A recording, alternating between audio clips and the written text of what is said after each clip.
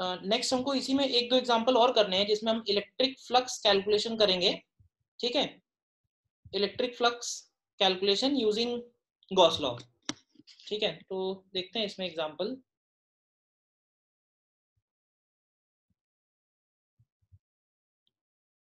देखो पहले तो ये है सामने,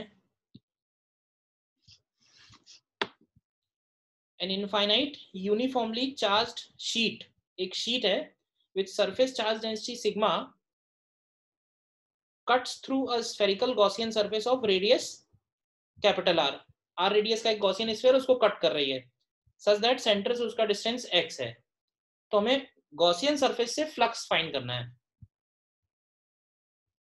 देखो निकाल सकते हो आसानी से, ट्राई करो।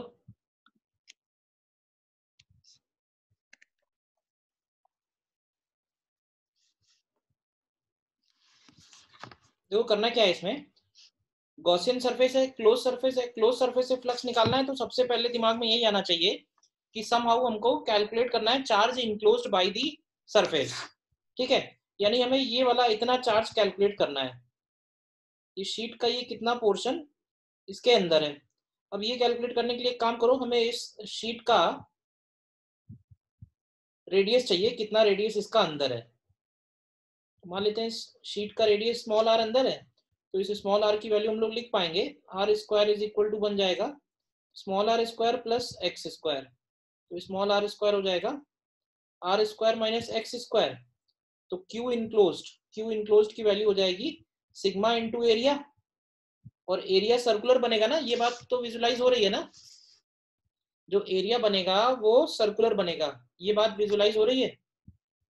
और उस सर्कल का एरिया बनेगा sigma into pi capital R square minus X square,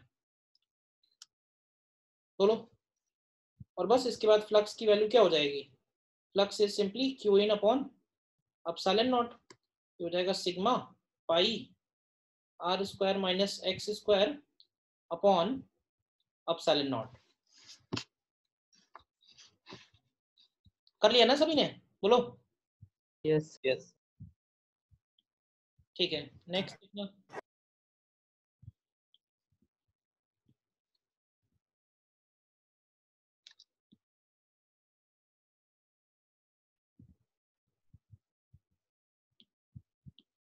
next देखो,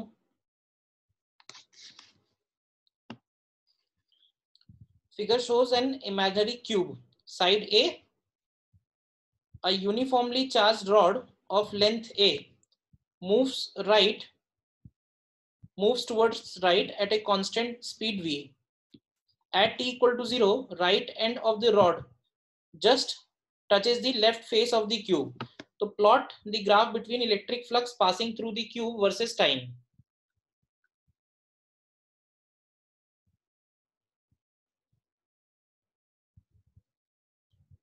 देखो ग्राफ कैसा बनेगा बताओ।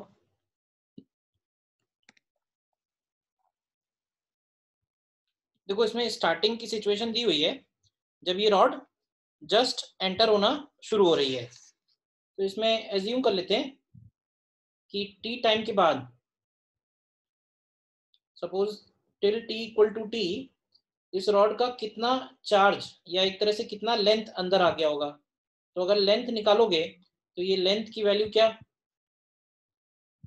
v इंटू टी के इक्वल बनेगी। तो ये चार्ज अगर कैलकुलेट करें कि क्यू इन कितना होगा, तो क्यू इन की वैल्यू हो जाएगी lambda into we T, lambda उसका डेंसिटी है, तो इसका फ्लक्स का वैल्यू हो जाएगा lambda into we T upon epsilon not, यानी ये जो फ्लक्स है ये टाइम के प्रोपोर्शनल बनेगा। तो क्या ऑलवेज इंक्रीजिंग होगा या एक पर्टिकुलर पॉइंट तक ही इंक्रीजिंग होगा? सर एक पर्टिकुलर पॉइंट तक। एक पर्टिकुलर पॉइंट तक इंक्रीजिंग होगा जब ये बोल सकते हैं पूरा का पूरा रॉड उस क्यूब के अंदर आ जाएगा, और वो मूवमेंट होगा जब मैक्सिमम फ्लक्स होगा। और वो टाइम भी निकालना चाहे तो टाइम निकाल सकते हैं, उस टाइम की वैल्यू होगी ए अपॉन वी, और उस टाइम पे फ्लक्स कितना होगा, मैक्सिमम फ्लक्स होगा लैम्डा ए अपॉन एप्सिलॉन नॉट। और उसके बाद फिर जब रॉड बाहर आने लगेगी तो ये डिक्रीजेस टू 0 भी हो जाएगा एट टाइम 2a/v। बोलो, कर लिया ये भी? यस। कोई डाउट इसमें बताओ किसी को? कभी क्लोज सरफेस से फ्लक्स पूछा हुआ है अगर, तो सबसे पहले दिमाग में ये जाना चाहिए कि किसी ना किसी तरह गॉस लॉ का यूज है डायरेक्ट।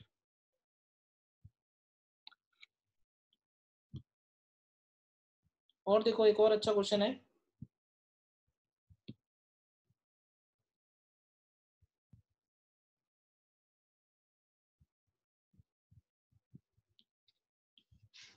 ये देखो,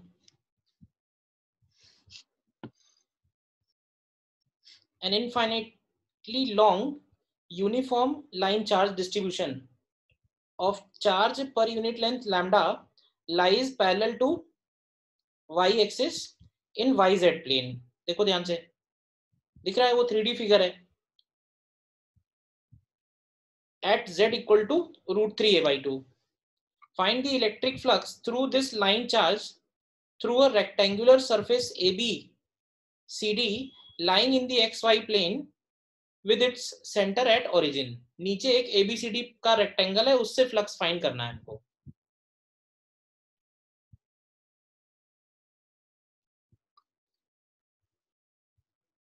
देखो निकालो, आंसर आए तो बताना।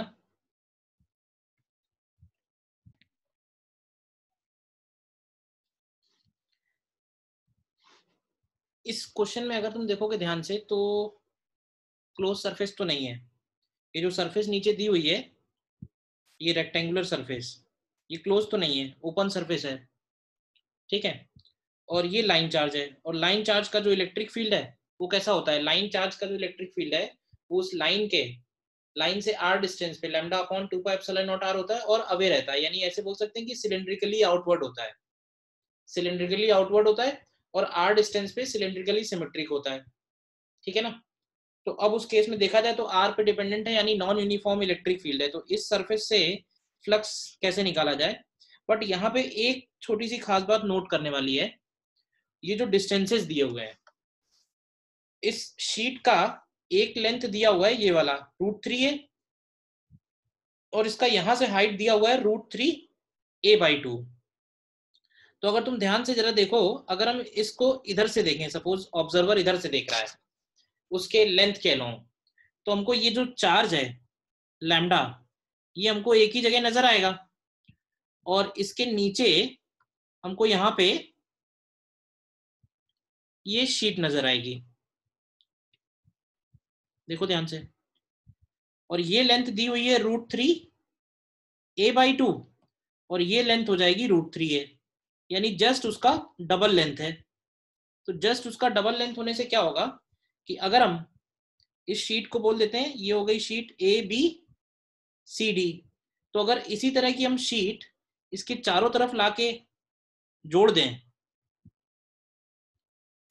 तो देखो क्या ध्यान से, क्या ये चार्ज इनक्लोज्ड हो जाएगा, और हम ऐसे बोल सकते हैं कि इस वायर का जो भी इलेक्ट्रिक फ्लक्स है जो सिलेंड्रिकली आउटवर्ड है, वो फ्लक्स इन चारों शीट से इक्वली डिवाइड होगा, ठीक है ना। तो अब इसमें ये देख लो कि एक शीट में, मतलब ये जो इनक्लोज किया हुआ है, इसके अंदर कितना चार्ज आएगा, केवल इतना पोर्शन देख लो, इसमें से कितना चार्ज जाएगा, ये देखो। तो ये वाला जो पोर्शन बनेगा, इतना पोर्शन, तो ये लेंथ है इसकी L, तो इसका चार्ज हो जाएगा Q इन की वैल्यू λ/L, और जो टोटल फ्लक्स होगा, टोटल फ्लक्स जो बनेगा वो हो जाएगा λL/ε0, और ईच सरफेस से कितना हो जाएगा, ईच रेक्टेंगुलर सरफेस, तो ये हो जाएगा λL/4ε0।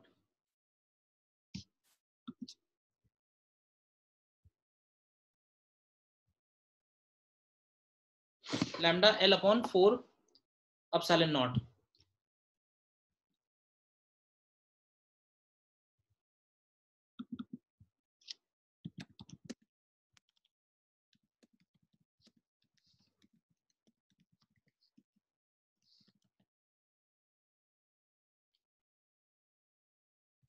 बताओ ये बात विजुलाइज हुई या नहीं हुई?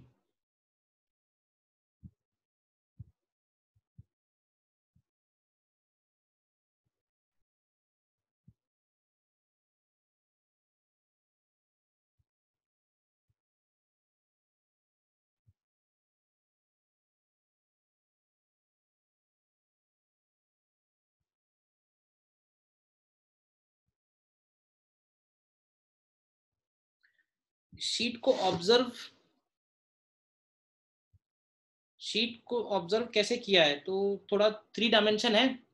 तो मैं से समझो कि रेक्टेंगुलर शीट्स को अगर हम इस वायर के चारों तरफ लगाएं और एक बॉक्स बना दें, एक क्यूबॉइडल बॉक्स, तो उस क्यूबॉइडल बॉक्स के अंदर से वो वायर जा रहा होगा और उस वायर का लैम्डा इंटू एल लेंथ जो है उस बॉक्स के अंदर आएगा। ठीक है ना?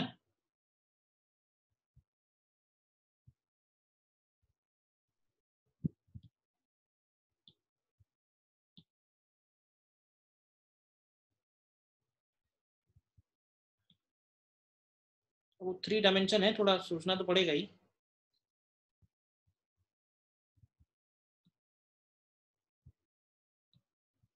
इस तरह से है ये एक बॉक्स क्रिएट कर दिया है और इसके अंदर से वो वायर पास कर रहा है।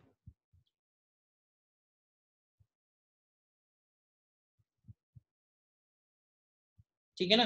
तो उस वायर का कितना लेंथ अंदर आएगा, तो उस वायर का लैम्डा इंटू एल लेंथ अंदर हुआ।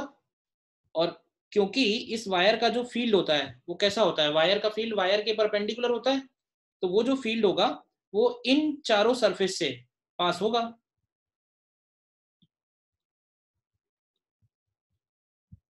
इन चारों फेसेस से पास होगा।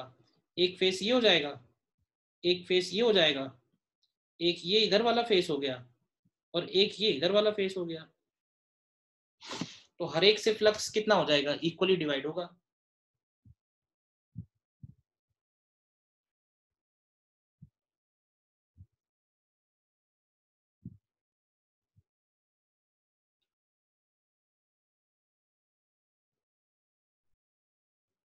क्लियर है? बोलो।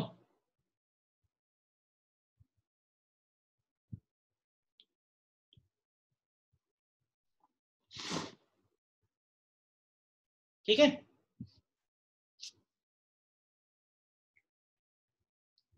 आगे बढ़ते हैं फिर।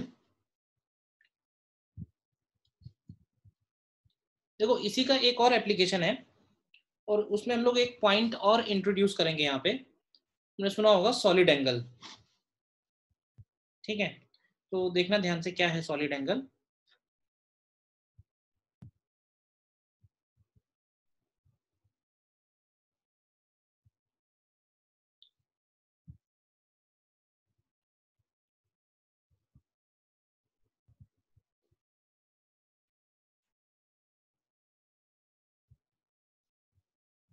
फ्लक्स में उसका क्या एप्लीकेशन है and what is solid angle.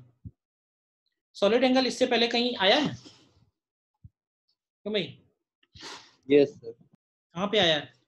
Sir पिछले साल सर यूनिट एंड डायमेंशन में सर पढ़ा था, शुरुआत में रेडियन और स्टेरेडियन में सर। हाँ मतलब केवल मुझे लगता है केवल उसका इंट्रोडक्शन ही हुआ होगा, व्हाट इज सॉलिड एंगल वो शायद नहीं आया होगा। ठीक है ना? यस। ठीक है, देखो क्या है सॉलिड एंगल। देखो सॉलिड एंगल समझने के लिए हमको देखना पड़ेगा कि प्लेन एंगल से ये कैसे डिफरेंट है। Plane angle and solid angle, तो बेसिक डिफरेंसेस अगर लिखें तो सीधे सीधे बोल सकते हैं कि जो प्लेन एंगल है वो 2 डायमेंशनल है और जो सॉलिड एंगल है वो 3 डायमेंशनल है। ठीक है, प्लेन एंगल का डेफिनेशन याद है कैसे डिफाइन करते हैं? प्लेन एंगल को हम लोग डिफाइन करते हैं एक सर्कुलर आर्क की हेल्प से। तो ये वाला जो लेंथ है ये हो जाता है आर्क और यहां से यहाँ का जो लेंथ है ये हो जाता है रेडियस। तो आर्क अपॉन रेडियस एंगल के इक्वल बनता है। Angle is equal to arc upon radius. इसको हम लोग ऐसे भी लिख सकते हैं, आर्क का मतलब क्या होगा, arc means length of part of circumference. Circumference का हम जो लेंथ ले रहे हैं, पार्ट ले रहे हैं, उसी को हम लोग आर्क बोल रहे हैं, और इस एंगल का जो यूनिट है वो हम डिफाइन करते हैं रेडियन। 3 डायमेंशनल सॉलिड एंगल कैसा होगा? तो सॉलिड एंगल अगर हमें डिफाइन करना है, तो जैसे हमें प्लेन एंगल डिफाइन करने के लिए सर्कल की जरूरत पड़ती है, पार्ट ऑफ सर्कल की, ठीक उसी तरह से अगर हमें सॉलिड एंगल डिफाइन करना है तो हमें स्फेयर की जरूरत पड़ेगी। स्फेयर की जरूरत बोलो, या ऐसे बोल सकते हैं पार्ट ऑफ स्फेयर की जरूरत पड़ेगी। ठीक है, तो ऐसे समझो कि ये जो मैंने एक सरफेस ली हुई है, ये सरफेस, ये स्फेयर का पार्ट है, स्फेयर का कोई भी पार्ट है, और ये हमें देखना है कि ये जो स्फेयर का पार्ट है ये इस O पॉइंट पे, जैसे पहले ये O पॉइंट पे कितना प्लेन एंगल सबटेंड कर रहा था, ये यहाँ पे एक 3 डायमेंशनल एंगल सबटेंड करेगा। थोड़ा विजुलाइज करना पड़ेगा, 3D में है, और उस 3 डायमेंशनल एंगल को हम लोग सॉलिड एंगल बोलते हैं।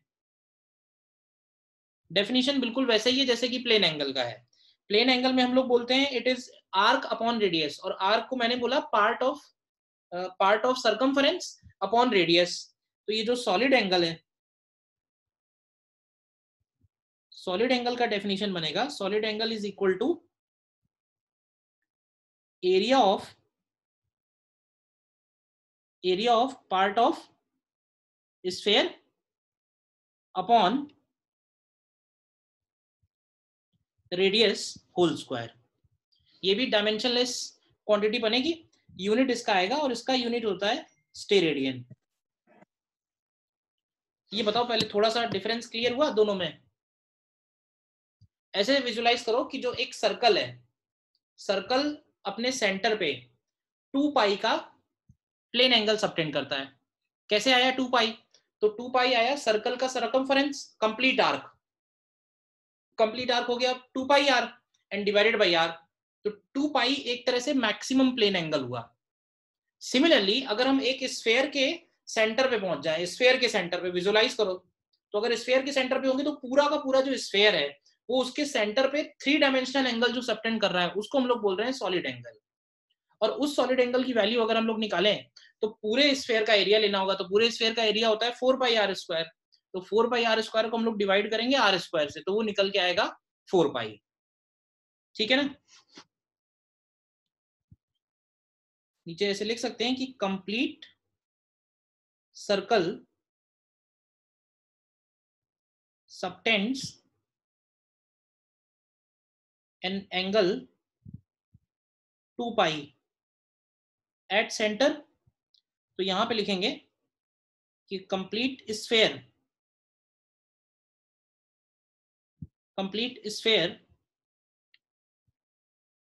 subtends an angle 4 pi at center। 3 dimensional angle जो है इसको हम लोग सॉलिड एंगल बोल रहे हैं। ठीक है, अब कोई ऐसा ऑब्जेक्ट बनाते हैं जिसमें सॉलिड एंगल और प्लेन एंगल दोनों आ रहे हो, जिससे हम उसका रिलेशन फाइंड आउट कर पाए कि प्लेन एंगल को अगर सॉलिड एंगल में कन्वर्ट करना है तो वो कैसे निकल पाएगा। ठीक है ना?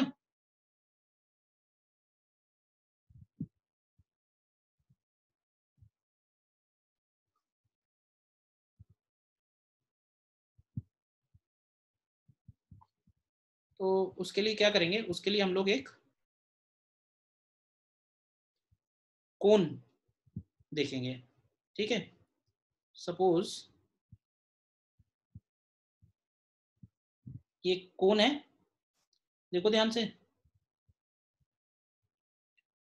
और इस कोन का जो बेस का डायमीटर है वो अपने वर्टेक्स पे semi vertex angle theta subtend कर रहा है। लेकिन जो इस कोन का पूरा बेस है, कंप्लीट बेस, तो ये जो कंप्लीट बेस है ये वर्टेक्स पे एक 3 डायमेंशनल एंगल सबटेंड कर रहा है, और वो है सॉलिड एंगल। तो क्या है कि तुम्हें इस कोन में तुम्हें दोनों ही नजर आएंगे। इस कोन में वो सॉलिड एंगल भी नजर आएगा और वो प्लेन एंगल भी नजर आएगा। मतलब अगर हम कोन की सिर्फ ज्योमेट्री बना रहे हैं जैसे मैंने ड्रॉ की हुई है, तो उस ज्योमेट्री से देखोगे तो तुम्हें सिर्फ प्लेन एंगल नजर आएगा।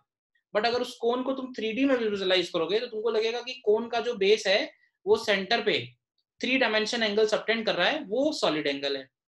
तो हमें अगर सॉलिड एंगल और प्लेन एंगल में रिलेशन निकालना है तो cone is the best option, cone में हम रिलेशन निकाल सकते हैं।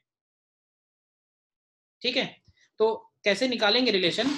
तो उसके लिए क्या करना होगा, उसके लिए हमको मान लेते हैं कि अगर इसका रेडियस हम लोग r लें यहां से यहां का, तो हमको r रेडियस का एक स्फीयर बनाना होगा। देखो मैं बता रहा हूं कैसे कर रहे हैं। जैसे मान लो तुम्हें ये कहा जाए कि ये एक लाइन है और ये लाइन P पॉइंट पे कितना प्लेन एंगल सबटेंड कर रही है, कैसे निकालोगे?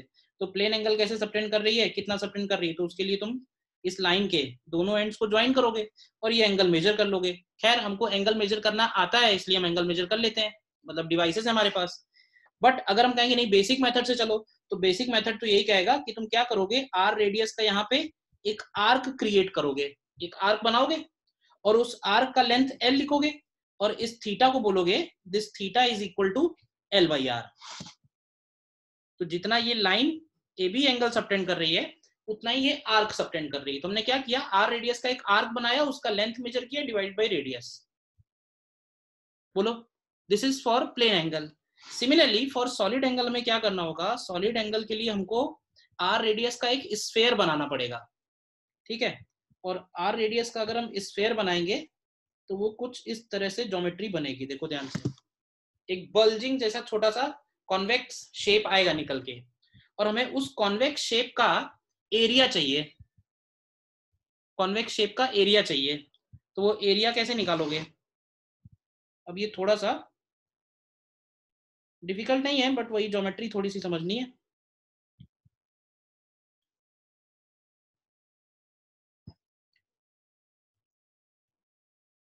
ये जो मैंने शेप बनाया हुआ है इसका मुझे रेडियस चाहिए, तो सॉरी एरिया। तो एरिया निकालने के लिए क्या करेंगे, एरिया निकालने के लिए क्या करेंगे, हम यहां से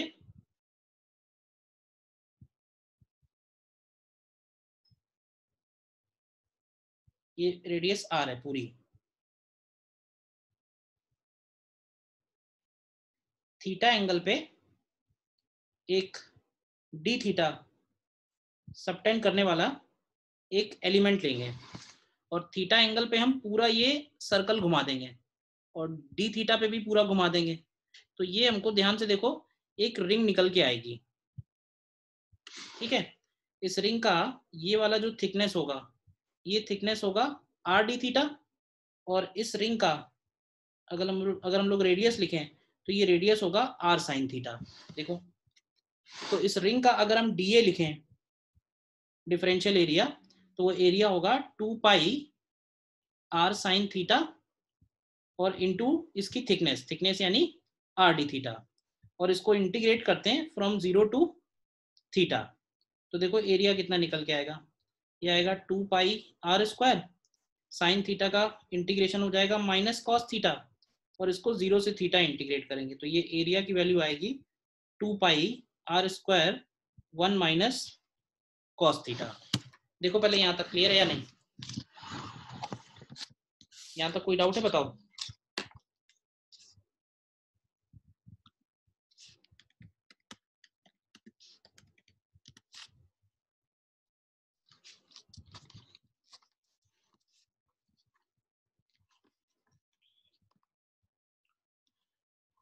ठीक है, और हमें चाहिए था सॉलिड एंगल।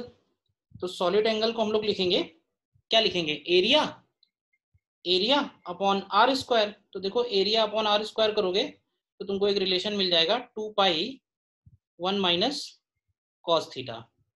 अगेन मैं कहूँगा प्रूफ उतना इंपॉर्टेंट नहीं है, बट हाँ ये जो रिलेशन हम लोगों ने निकाला है डिराइव करके, ये जरूर याद रखना आगे के लिए। ठीक है ना, ये वाले पार्ट का, ये पार्ट कैसा है ये समझ में आया ना, ये स्फीयर का एक पार्ट है, जैसे एक हॉलो स्फीयर है और उसका कुछ पोर्शन कट कर दो तो वॉच ग्लास जैसा बनेगा, मतलब ऐसे समझो जैसे कॉन्टैक्ट लेंस हो गए। तो उसका एरिया कैसे निकाल रहे हैं हम लोग, तो उसका एरिया निकालने के लिए ये इसका रेडियस है पूरा, तो थीटा एंगल पे एक कट लगाएंगे पूरा सर्कुलर कट, और एक कट लगाएंगे थीटा प्लस डी थीटा पे, तो दोनों के बीच में एक रिंग निकल के आएगी, उस रिंग का डीए लिखा है। उस रिंग का डीए कैसे लिखा, डीए की वैल्यू हो गई 2 पाई आर, रिंग का रेडियस आर साइन थीटा बनेगा। ठीक है, और उसकी थिकनेस बनेगी आर डी थीटा। तो ये आर डी थीटा मल्टीप्लाई कर दिया और इंटीग्रेट कर दिया 0 से थीटा।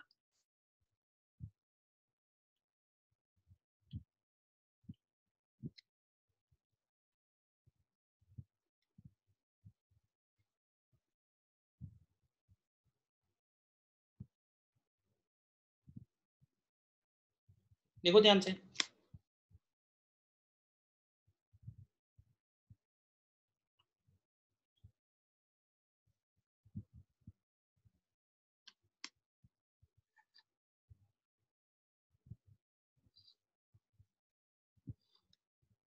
तो क्या है कि कभी हमको अगर जैसे इस कोन जैसा शेप बन रहा होगा तो हम उस कोन का जो बेस है पूरा का पूरा, वो बेस उसके पी पॉइंट पे सॉलिड एंगल कितना सबटेंड कर रहा है, 3 डायमेंशनल सॉलिड एंगल, वो सॉलिड एंगल निकाल सकते हैं अगर हमको ये plane angle semi vertex angle theta मालूम है।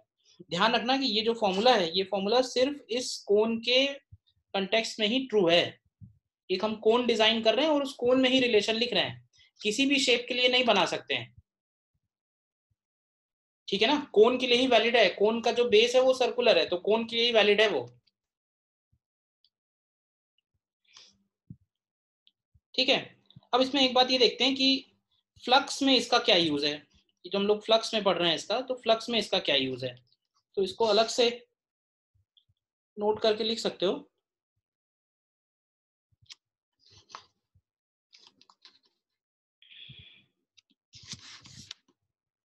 इसमें लिख सकते हो कि total flux emitted by A point charge, total flux emitted by A point charge कितना होगा बताओगे, कि एक पॉइंट चार्ज से कितना फ्लक्स निकलेगा। तो अगर हम उस एक पॉइंट चार्ज को कवर कर दें किसी भी सरफेस से तो फ्लक्स की वैल्यू हो जाएगी Q अपॉन एप्सिलॉन नॉट, ठीक है। और दूसरी खास बात कि दिस फ्लक्स इज एमिटेड इन, या ऐसे बोलना चाहिए this flux is emitted uniformly in solid angle of 4 पाई। मतलब ये जो टोटल फ्लक्स एमिट हो रहा है Q बाई एप्सिलॉन नॉट, ये कहाँ एमिट हो रहा है, तो ये पूरा का पूरा 3 डायमेंशनली एमिट हो रहा है। तो अगर हम एक स्फीयर बनाए तो ऐसे बोल सकते हैं कि सारा का सारा फ्लक्स उस स्फीयर को क्रॉस कर रहा होगा। तो टोटल सॉलिड एंगल कितना बना 4 पाई। तो hence flux emitted by a point charge in solid angle of omega, तो ओमेगा सॉलिड एंगल में कितना फ्लक्स होगा, तो ऐसे बोल सकते हैं कि टोटल फ्लक्स अपॉन 4 पाई और इनटू ओमेगा। तो ये याद रख सकते हो कि किसी चार्ज पार्टिकल का फ्लक्स कितना एमिट होगा, ठीक है। क्या यूज है इसका, इसका यूज सीधा सीधा जैसे ये फॉर एग्जांपल अगर तुमसे कहा जाए कि एक ये डिस्क है, ठीक है, और इस डिस्क से x डिस्टेंस पे एक पॉइंट चार्ज रखा हुआ है, इस डिस्क का रेडियस r है, तो हमें डिस्क से पास होने वाला फ्लक्स कैलकुलेट करना है। इस पॉइंट चार्ज की वजह से इस डिस्क से कितना फ्लक्स पास हो रहा है। तो वैसे देखोगे तो पॉइंट चार्ज का जो इलेक्ट्रिक फील्ड है वो नॉन यूनिफॉर्म है, एंगल भी चेंज हो रहा है, वैल्यू भी चेंज हो रही है, ठीक है, इंटीग्रेट करना पड़ेगा। लेकिन अगर हम इसको सॉलिड एंगल की डेफिनेशन से करें तो हम क्या करेंगे कि इस डिस्क को इस चार्ज से ज्वाइन करेंगे तो तुम देखो ध्यान से क्या एक कोन बन रहा है। सबसे पहले ये जरूर डिसाइड कर लेना कि कोन बनना चाहिए। अगर कोन बन रहा है तो ये वाला एंगल कैलकुलेट करो थीटा, ये एंगल कितना आएगा, एंगल में भी कॉस थीटा कैलकुलेट करो। तो इस कॉस थीटा की वैल्यू होगी x upon under root R square plus X square, और अगर हमें सॉलिड एंगल चाहिए तो सॉलिड एंगल हो जाएगा 2 पाई 1 माइनस कॉस थीटा। तो यहाँ से फ्लक्स की वैल्यू डिस्क से डायरेक्टली लिख सकते हैं, तो ये हो जाएगा Q upon 4 pi epsilon naught into 2 pi 1 minus cos theta, cos theta मतलब x upon under root R square plus X square. देखो ध्यान से, तो आंसर हो जाएगा Q upon 2 epsilon naught bracket 1 minus X upon under root R square plus X square. देखो otherwise integrate करना पड़ता।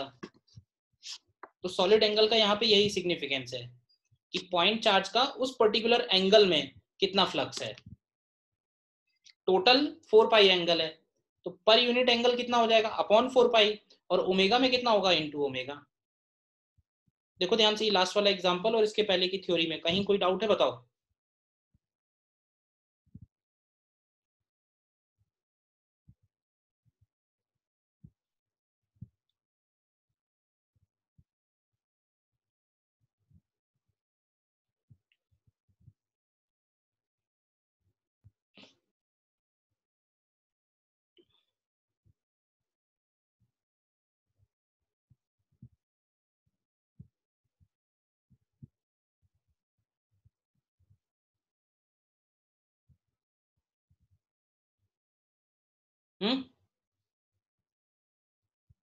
क्लियर है?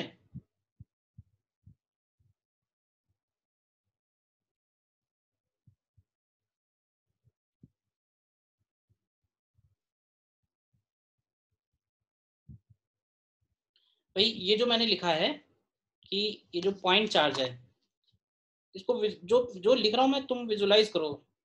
भाई पॉइंट चार्ज की वजह से जो भी फ्लक्स है, जो भी फील्ड लाइन है, वो कहाँ जा रही है?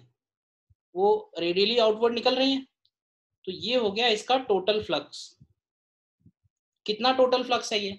तो ये टोटल फ्लक्स है Q अपॉन एप्सिलॉन नॉट।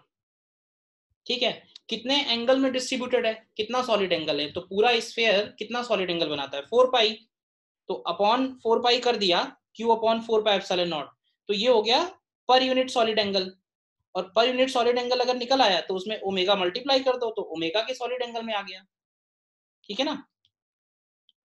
मतलब ये कहने का है कि ये तो टोटल फ्लक्स हो गया, लेकिन हमसे पूछा जाए कि इतने एंगल में कितना फ्लक्स है इस ओमेगा में, तो अपॉन 4 पाई यूनिटरी मेथड से लिखा है, थर्ड लाइन। ठीक है, देखो इसमें एग्जांपल।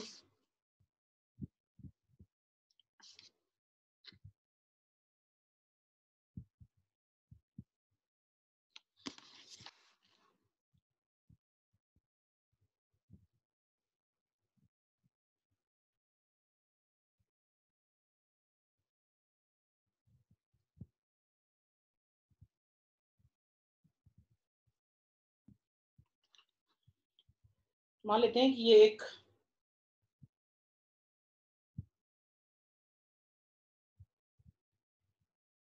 सिलेंडर है, क्लोज सिलेंडर है, और इसके सेंटर पे एक क्यू चार्ज रखा हुआ है। इसका लेंथ दिया हुआ है लेट्स से 2r/√3, और रेडियस इसका है r।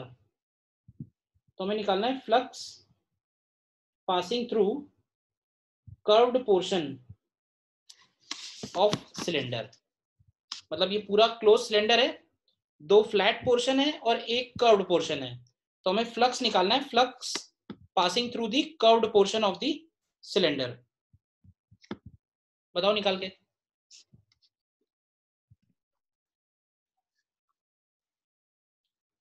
देखो ये पता करो कि ये जो दोनों डिस्क हैं, ये कितना सॉलिड एंगल यहाँ पे सबटेंड कर रही हैं। ठीक है, ये वाला एंगल निकालो थीटा। तो अगर tan थीटा निकालोगे तो ये आएगा r/r/r/√3। तो ये √3 आएगा, तो थीटा का वैल्यू 60 डिग्री हो जाएगा।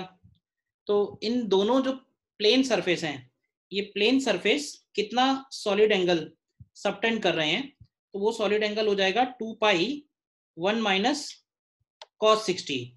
तो ये प्लेन सरफेस का सॉलिड एंगल हो जाएगा पाई। ठीक है, तो ऐसे देख सकते हैं कि प्लेन सरफेस से पास होने वाला जो फ्लक्स होगा वो हो जाएगा Q upon 4 pi epsilon naught into pi, तो वो होगा Q अपॉन 4 एप्सिलॉन नॉट। और टोटल फ्लक्स अगर हम लोग कहें तो 2 times plane surface plus curved surface is equal to Q upon epsilon naught लिख सकते हैं। तो यहां से तुम्हें कर्व्ड सरफेस का फ्लक्स मिल जाएगा Q अपॉन 2 एप्सिलॉन नॉट। बताओ कर लिया था सभी ने या कोई डाउट है? ध्यान ही रखना कि ये जो फॉर्मूला है 2 पाई 1 माइनस कॉस थीटा, ये तभी एप्लीकेबल होगा जब वहां कोन बन रहा होगा। तो अगर तुम कर्व्ड सरफेस को ज्वाइन करोगे उस चार्ज से तो कोन नहीं बनेगा, कोन तभी बनेगा जब उसके बेस को ज्वाइन करोगे। तो फॉर्मूला बेस पे लगाया है, देन कंप्लीट का मालूम है था तो इससे कर्व्ड का निकल आया।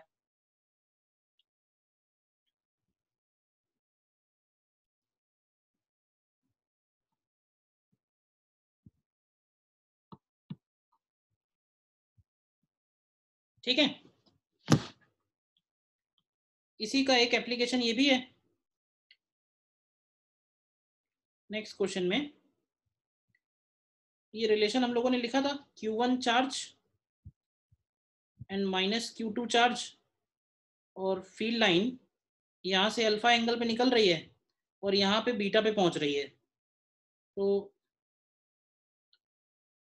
फिलहाल हमें यहाँ पे प्रूफ करना है under root of Q1 sine alpha by 2 is equal to under root of Q2 sine beta by 2। तो ये फ्लक्स की थ्योरी से हम लोग प्रूफ कर सकते हैं। ये देखो, करो ट्राई इसको।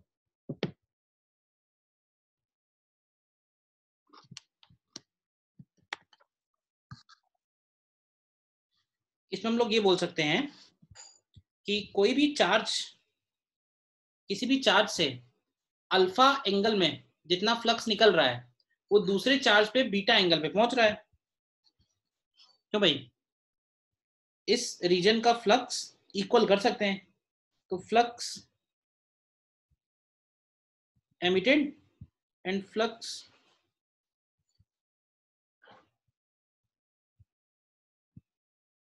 रिसीव्ड इक्वल करते हैं दोनों तरफ। तो एमिटेड हो जाएगा 2 पाई 1 माइनस कॉस अल्फा, ये सॉलिड एंगल हो गया। और क्या करेंगे, Q1 upon 4 pi epsilon naught और मल्टीप्लाई करेंगे, this is equal to Q2 upon 4 pi epsilon naught into 2 pi 1 minus cos beta. तो देखो नेक्स्ट लाइन में वही मिल जाएगा, under root of Q1 sine alpha by 2 is equal to under root of Q2 sine beta by 2। Clear है? Yes flux same क्यों किया, clear है ना कि अल्फा, मैंने ये जो दो लाइनें दिखाई हैं, मतलब ये दो लाइनें ऐसे समझो, तो इन दोनों को लेते हुए पूरा कोन विजुलाइज करो कि उस अल्फा एंगल में जितनी फील्ड लाइंस निकल रही हैं वो यहाँ पे बीटा एंगल पे पहुंच रही हैं। तो वहां बीटा एंगल में पहुंच रही है, अल्फा में निकल रही है, दोनों फ्लक्स तो सेम ही है ना। फ्लक्स का मतलब है नंबर ऑफ फील्ड लाइंस।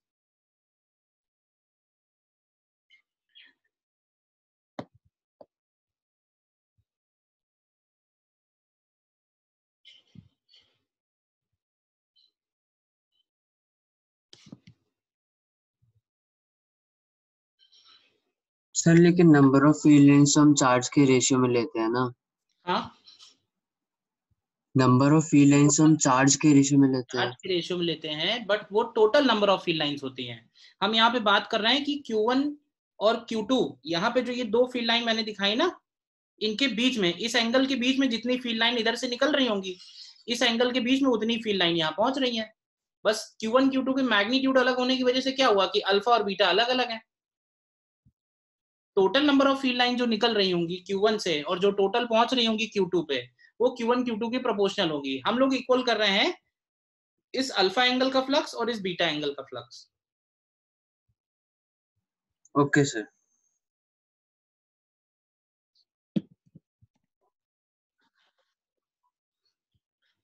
देखो नेक्स्ट ये क्वेश्चन ट्राई करो।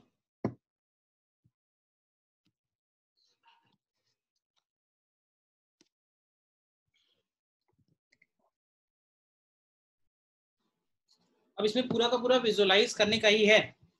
एक चार्ज शेल है जिसका, इसके ऊपर टोटल चार्ज Q है और फ्लक्स निकालना है हमको एक सिलेंडर से जिसका हाइट h है, रेडियस r है। सिलेंडर का सेंटर और चार्ज शेल का सेंटर सेम है, ठीक है। तो पहले हम लोग एक सिलेंडर बना लेते हैं।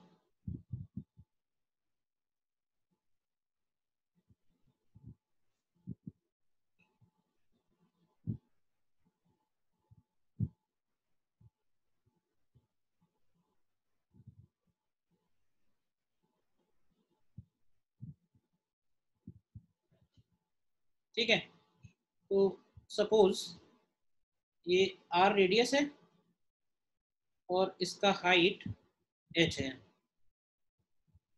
इससे हमको फ्लक्स निकालना है। अब पहले पार्ट में देखो क्या कह रहा है। पहले पार्ट में कह रहा है कि वो जो h है वो 2r से बड़ा है और जो स्मॉल r है वो r से बड़ा है। यानी कि जो शेल है, शेल क्या कंप्लीटली इनसाइड होगा और शेल के ऊपर जितना भी चार्ज है वो सारा का सारा चार्ज इस सिलेंडर के अंदर आ जाएगा। क्यों भाई? ए ऑप्शन आ रहा है करेक्ट सभी का? तो ए ऑप्शन में जो फ्लक्स की वैल्यू है वो सीधे सीधे Q अपॉन एप्सिलॉन नॉट हो जाएगी। देखो फिर बी ऑप्शन में क्या कह रहा है कि H की वैल्यू तो 2r से ज्यादा है, लेकिन जो r है वो स्मॉल r से, मतलब जो स्मॉल r है वो कैपिटल R से छोटा है। तो इसका मतलब है, देखो ध्यान से, सेकंड केस में क्या हो रहा होगा। सेकंड केस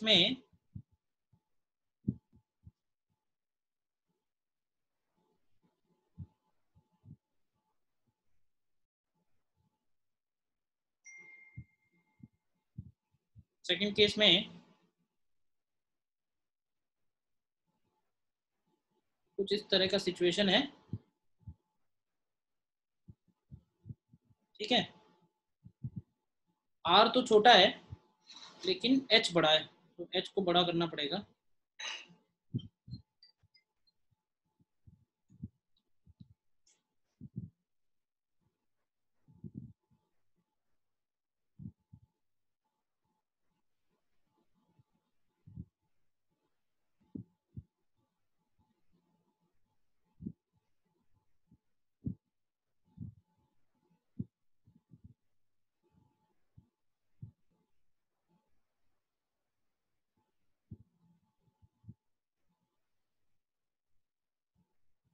ये स्मॉल r है, ये कैपिटल R है, ठीक है। तो अब इसमें अंदर कितना चार्ज होगा तो ध्यान से चेक करो, तो केवल ये वाला चार्ज इन आएगा। दिख रहा है क्लियरली? और इधर से ये वाला चार्ज इन आएगा। तो अब इसको सॉलिड एंगल में कन्वर्ट करना पड़ेगा। तो सॉलिड एंगल में कन्वर्ट करने का तरीका मालूम है क्या है? तो ये वाला लाइन यहाँ से ज्वाइन करो और ये वाला एंगल थीटा निकालो किसी तरह। तो यहाँ पे किसकी वैल्यू निकल के आएगी? साइन थीटा की। तो साइन थीटा की वैल्यू हो जाएगी small r upon capital R, यानी कि ये हो गया 3/5। तो थीटा की वैल्यू हो गई 37 डिग्री। तो ओमेगा निकालेंगे अगर तो ये आएगा 2π1 माइनस कॉस 37 और कॉस 37 होगा 4/5। तो देखो ध्यान से, ये आएगा 2π/5। लेकिन ये सिर्फ एक साइड का फ्लक्स हुआ। दोनों साइड का अगर हम फ्लक्स लिखेंगे, दोनों साइड का लिखेंगे तो इसको डबल करना होगा। तो आंसर हो जाएगा Q अपॉन 4πε0 और इसको डबल कर देंगे तो हो जाएगा 4π/5। तो आंसर आएगा Q अपॉन 5ε0। तो देखो बी ऑप्शन भी है क्या आंसर में?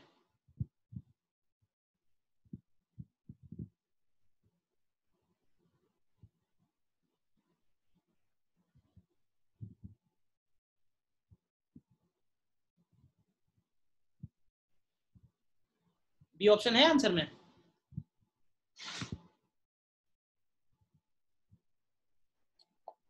और ये वाला हाइट अगर हम h ले लें, ये वाला डिस्टेंस अगर y ले लें, क्योंकि r इक्वल टू 3r/5 का एक और ऑप्शन है इसमें, डी ऑप्शन। तो अगर y की वैल्यू निकालें, ये बी ऑप्शन के लिए हो गया।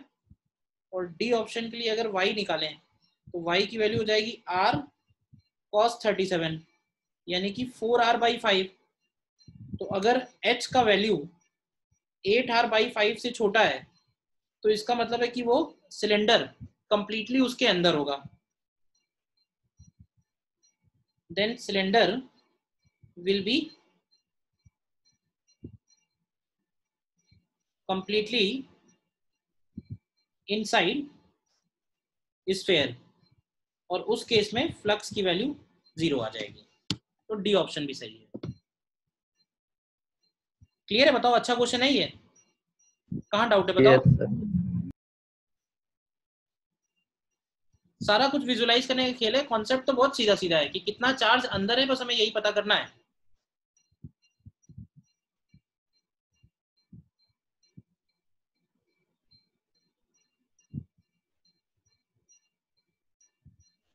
सर लास्ट ऑप्शन फिर से एक्सप्लेन कर दिया। लास्ट ऑप्शन में वो जो मैंने y निकाला है ना बी ऑप्शन में, वो इसीलिए निकाला क्योंकि लास्ट ऑप्शन में भी r की वैल्यू 3r/5 दी हुई है। r की वैल्यू 3r/5 दी हुई है, तो मैंने ये y निकाला, तो इस y की वैल्यू 4r/5 आ रही है, यानी ये पूरा 2y हो जाएगा। तो अगर h की वैल्यू 2y से छोटी हुई तो इसका मतलब है सिलेंडर कंप्लीटली इनसाइड बन जाएगा। तो वो जो स्फीयर का चार्ज है बाहर निकल जाएगा सिलेंडर के, तो उस केस में फ्लक्स की वैल्यू 0 होगी। Okay sir, thank you.